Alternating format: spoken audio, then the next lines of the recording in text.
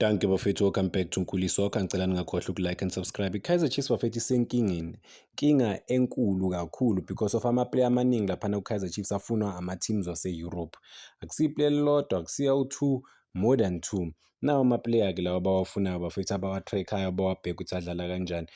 Namhlanje sizwile ukuthi uVilakazi naye u-attract i-interest yakuma-European teams, but sesikhohliwe ukuthi nge-transfer window lesibuya kuyo bafune uMduduzi Shabalala, bafune u-Aiden McCarthy, babuze ngoNgcobo. Manje sekuwumfundo Vilakazi and i-captain yabo uYoussef Marti ihambile yodlalela i-team encane yase-Austria because lena e-Europe babhadala imali kangcono. Whether i-team incane or kanjani, but-ke imali yase-Europe siyazi ukuthi ihlakaniphile because it was highly reported ukuthi imali i-serious ngempela le uYoussef Marti azoyihola compared to imali le beyihola lana e-South Africa. That is why ahambile. So it makes sense ukuthi nabanye abadlali bahalele ukuyodlala kuphi e-Europe because of imali ingcono, considering the fact that ibhola i-short career, will never know ukuthi kuzokwenzakalani. Asiqale ngoMdudu Shabalala bafethu. Around that time kuyi-transfer window, kuyi-off season, Kaizer Chiefs beyilena e-Netherlands. Already then, I think mebebuya or so, already bekunabantu ababuzayo. I-team yakhona baze bayikhipha igama layo bafethu, i-Austria Wien or yini igama lakhona, if ngisakhumbula kahle bebamfuna ulo uMduduzi Shabalala. I-Kaizer Chiefs yathi no, le player leli alikho available, asimthengisi at all, asicabangi nokumthengisa. Even nase-Netherlands babuza ngoMduduzi Shabalala bathi, is he available? Kaizer Chiefs yathi no, it's not available. I remember, I wish if I can bring this clip la uVilakazi uShabalala laphana e-Netherlands bakhuluma naye eceleni bambuza about ama-salaries. I think wathi mengahola 200,000 after tax, izinto ezinjalo kuleya clip le abuzwa olwamlungu loya. It was just trendy into yakhona. You can get it for yourself like online, like you can search it niyibone.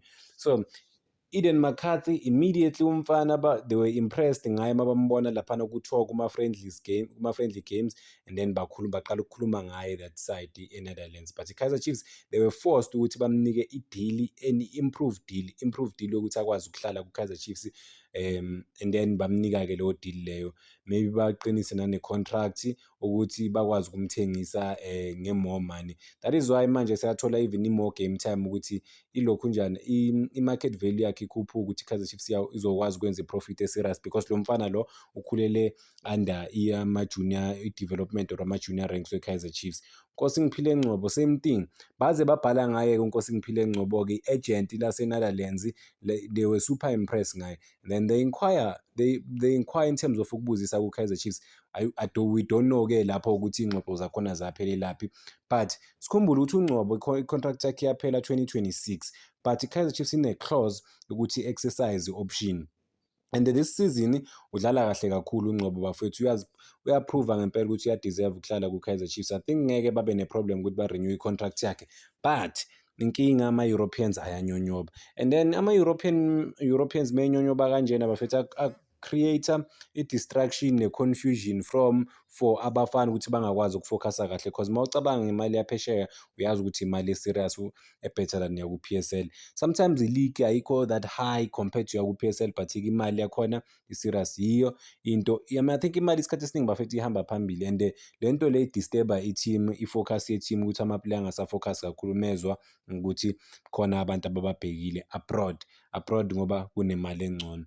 Manje umfundo Vilakazi, so asazi ukuthi i-Kaizer Chiefs izokwazi ukuyihandlela na i-pressure yokuthi ama-teams azoloku enyonyoba ebuza ngabafana, nanokuthi bazoba-convince na ukuthi bahlale ku-Kaizer Chiefs for a project ye-Kaizer Chiefs, because labantu engibabalayo laba, uMdudu, uMcCarthy, uNgcobo, uVilakazi babaluleke kakhulu for i-Kaizer Chiefs this season. Masibheka laba bawu-3, they're still young, like uVilakazi, uShabalala, uMcCarthy, they're still young, but-ke kubonakala ngathi bane-future bright ku-Kaizer Chiefs. Kaizer Chiefs kumele i-make sure ukuthi iyabagcina. UShabalala nang is pulling off ama-big performances, ukuthi uphakamise isandla ukuthi bafana bam-select laphana for i-AFCON naku-national team sekakhona, kusho ukuthi i-transfer imali yakhe, i-market value yakhe lokhu iyakhuphuka. I-Kaizer Chiefs if izomthengisa ngelinye ilanga izomthengisa ngemali e-serious. Ushaya 2 goals plus i-assist, leyo nto le kukhuphula i-value yakhe umfana. Bamselect for i-AFCON, i-value yakhe yakhuphuka. Maybe bangamthengisa ngemali e-serious, of season or i-league mayiphela or noma isizini ngithi isizini mayiphela. But are they ready ukuthi baluze if kuyenzeka babaluza labadlali laba bonke labadlali laba engibabalile laba mfowethu, can they afford ukuluza homegrown talent because these guys bawu-4 abantu laphana babuya ku-DDC ye-Kaizer Chiefs, abantu abakhulele ku-development ye-Kaizer Chiefs boma-under 15 boma-under bani bani, bazo-afforda na ukuthi babahambise kanjalo nje bathathwe amanye ama-teams wase-Europe? Asazi bafowethu. Yinto bona ezi-Kaizer Chiefs okumele badile nayo, kumele bayisolve and then babone ukuthi ba-manoeuvre around kanjani kuyo yonke le nto le because of ucoach we-Kaizer Chiefs ushilo ukuthi uVilakazi noShabalala basa-develop-a, khona izinto ababafundisa zona, babatshela zona but-ke baya-improve and then manje babaluleke kakhulu for i-Kaizer Chiefs ukuthi bakwazi ukusiza i-Kaizer Chiefs to create a height, nanokuthi this season imagine i-team elidwa ama-young stars ukuthi i-team e-right kangakanani because you can plan for 10 years around ama-young stars. At the same time makukhona ama-deal or ama-teams njengoba bengishilo bafethu uThanya Ubayo, kuba difficult ukuthi ba-convince ama-player ukuthi ahlale because ama-player azoqala ukudimanda isalary engcono but kithi emathimini babatshela ukuthi hayi bafethu imani kancane sisazolungisa izinto, right? So yeah, sobona bafethu ukuthi bazokwazi ukubagcina and bazokwazi ukuholda off abafana and then i-pressure yokuthi bakhona ama-teams ababhekile abafana. Maybe khona nabanye esingaba-notice aba-attract i-interest but-ke laba ngibabala ngoba bancane and then iy'ndaba zabo ziku-public manje, wonke umuntu ukhuluma ngazo or i-media reporta ngazo, kunabantu vele abakhuluma ngabo. So obviously-ke lokhu iyakhula i-interest, kuzobonakala ukuthi bazoyihandlela kanjani i-interest yakhona. I wanna cover something bafowethu, ucoach we-Kaizer Chiefs ilo yakhe yonke i-conference yakhe ukuthi utheni izolo about i-Kaizer Chiefs nje everything, cause khona ngike ngakha phezulu but I wanna go to everything that he said ku-conference yakhe. Uthe ujabule kakhulu ukuthi bakwazile ukushaya amagoli laphana ne-attitude ethimini e-right. I mean ukushaya amagoli awu-4 vele I mean akukho lula but-ke bakwazile ukuwashaya. Uthi half time laphana bakhulumile as i-team ukuthi baqhubeke laphana bapresse with conviction and bebedinga ukuthi ba-change mentality yabo ukuthi bakwazi uku-challenge ama-opponent because there was a time la ama-opponent i-Orbit College i-dominator ibhola for some minutes iba more comfortable. So ushilo ukuthi like previous games yakhe laphana ku-Kaizer Chiefs bebenza kahle kakhulu but into like beshoda ngayo amagoli. But-ke uthi-ke kulama-players lawa bangaperform bekumele ba-make sure ukuthi or if bebangakwazi uku-convert ama-opportunities bekumele ba-make sure ukuthi ama-player bawanika i-confidence yokuthi baqhubeke balwe and then bakwazi ukuwa-motivate ama-player through difficult times. Yeah, it's highly competitive for i-Kaizer Chiefs manje, abadlali abaningi bazozama ukulwa for ama-opportunities and then ngizovala ngale nto le ye-Diski Times engiyibonile online.